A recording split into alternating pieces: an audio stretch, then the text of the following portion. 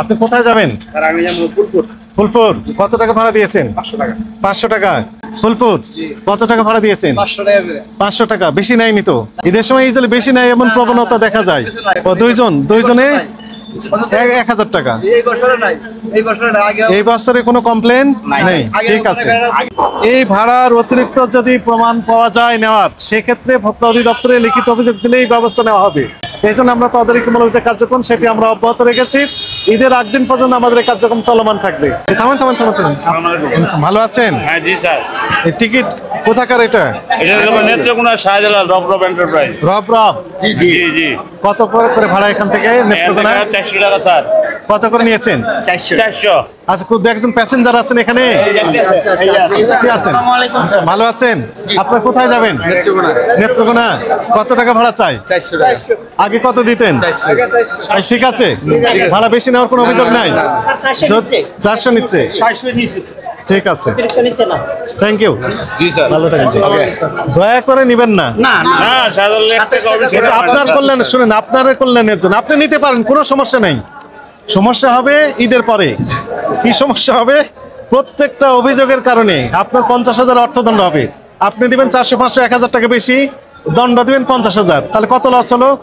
49,000 টাকা লস হবে। 1000 টাকা যদি টিকিট বেশি নেন, আপনার দণ্ড হবে 50,000। তাহলে পকেট থেকে অতিরিক্ত ভর্তি দিতে হবে কত? 49,000 টাকা। লাইসেন্স বাতিল হবে, গাড়ি চালাতে পারবেন না। কথা বুঝেছেন?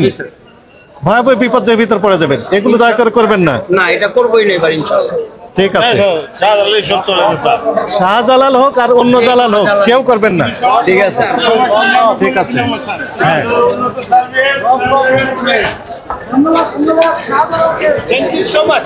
ঠিক আছে। সোনার বাংলা। জি, কোথায় যাবেন? জি, আমরা যাবো শেরপুর। শেরপুর। কত টাকা ভাড়া চাই? 500 টাকা। আগে কত দিতেন? 500 টাকা। আপনি প্যাসেঞ্জার না? আপনি এলো প্যাসেঞ্জার। 500 টাকা দিতেন। বেশি নেয়নি? জি। বেশি নেয়নি তো? হ্যাঁ। ঠিক আছে। স্যার হলো 497 টাকা, 3 টাকা তো আমরা ভাঙতে দিতে পারি। ঠিক আছে, 1, 2, 3 টাকাটা আমরা ওভারলোড করতে পারি ঈদের সময়।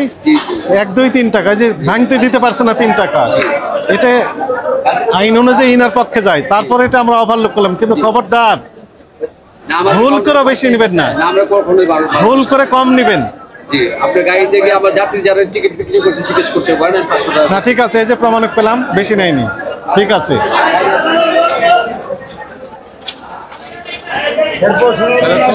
আচ্ছা, ঢাকা নালিতে বাড়ি। কত করে ভাড়া আপনাদের? 519 টাকা। 500 বেশি নিচ্ছেন। ঠিক আছে, 500 টিকিট আছে তো একটা? দিয়েছেন 500 নিয়েছেন বা 519 নিয়েছেন। আপনার ওই যে মুড়ি কাটা থাকে না, সেটা ওয়ান টাইম একটাই। আপনার কাছে কোনো কপি থাকে না? সিট প্ল্যান আপনার কাছে আছে? মুড়ি কি আছে?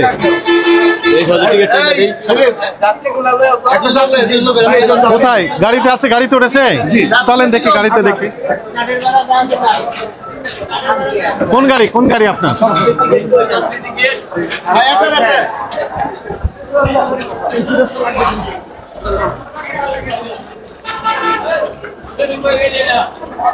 এটা না ভাই, এটা না, এটা না ভাই, এটা না। কোনটা? ওই যে সামনে সামনে। আয়ো আরে সামনে, আরে এই যে এটা ওই যে সামনেরটা এইটাই স্যার।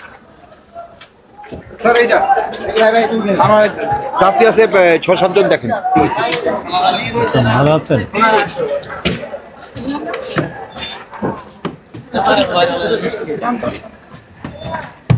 আসসালামু আলাইকুম।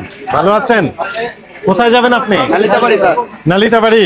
জি স্যার, আমগো 12,519 টাকা, আমরা 500 টাকা বেচে গেতাছি। আচ্ছা, প্যাসেঞ্জার আছেন তো একজন?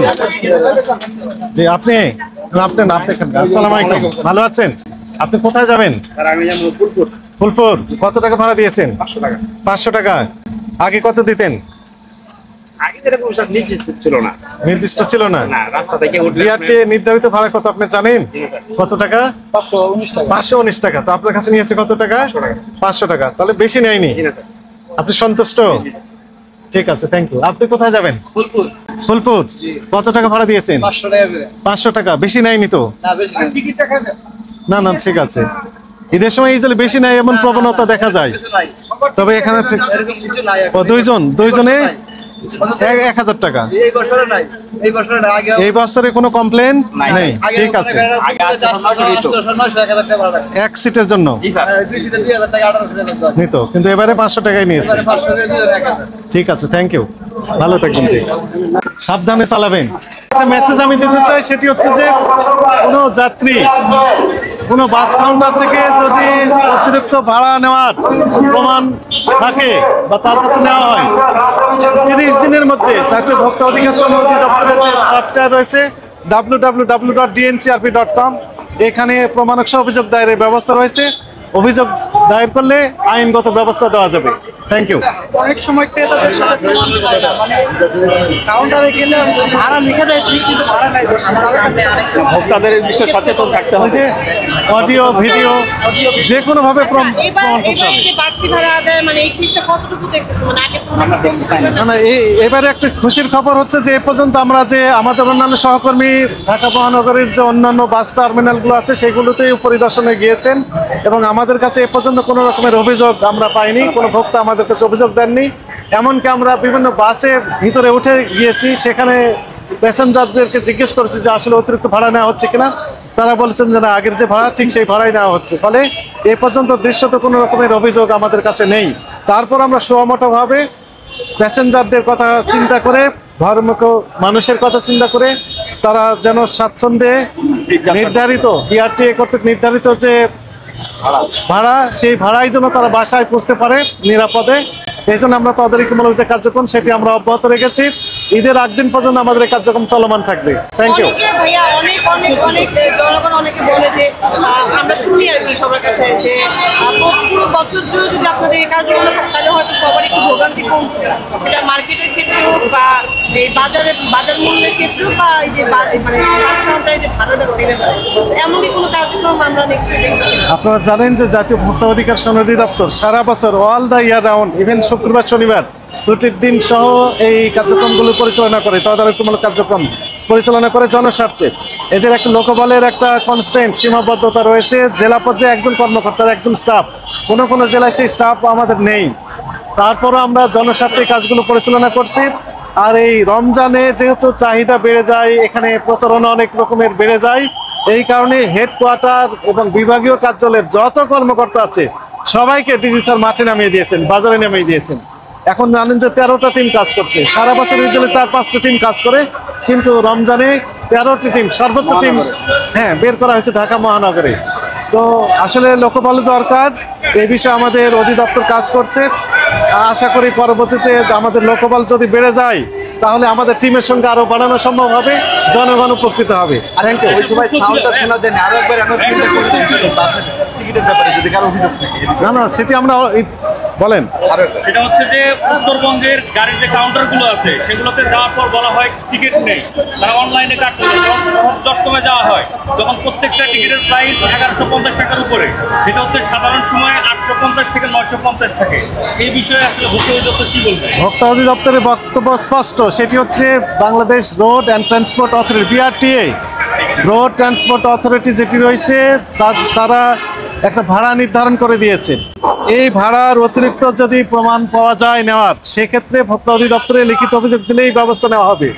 তবে আমাদের কাছে যেটি প্রতীয়মান হয়েছে যে সারা বছর বাস মালিকগণ বিআরটিএ কর্তৃক নির্ধারিত ভাড়ার চেয়ে কম ভাড়া নিয়ে থাকে, তবে ঈদের সময় ওনারা নির্ধারিত ভাড়াটাই নিচ্ছেন। এই জন্য আপাতত দৃষ্টিতে বেশি নেওয়া মনে হতে পারে, কিন্তু যদি কেউ বেশি নিয়ে থাকে বাস্তবে প্রমাণ পেলে অবশ্যই ব্যবস্থা নেওয়া হবে। Thank you.